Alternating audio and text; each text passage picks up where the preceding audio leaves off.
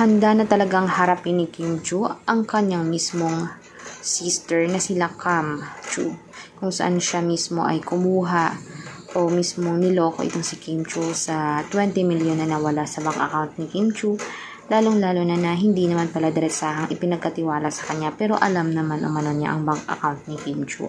Inaamin niya na nalulung siya sa sugal, natalo sa sugal, at ngayon dinadaan na lamang niya sa sakit. Dahil merong sakit sila Kam, na-diagnose ito, kung kaya't parang hindi mapigilan na maging emotional ni Kim Chu dahil nga yung kapatid niya ay kakalabas lamang ng hospital, tapos nalaman niya na zero balance pala ang itinago niyang ipon mula sa kanyang pagtatrabaho.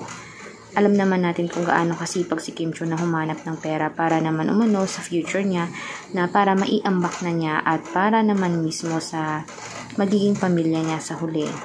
Alam naman niya kung gaano talaga kahirap ang kumita ng pera, kaya nga mismo hindi niya talaga maisip lubos na paniwalaan na ang mismong ang kapatid niya ang nag-traitor sa kanya.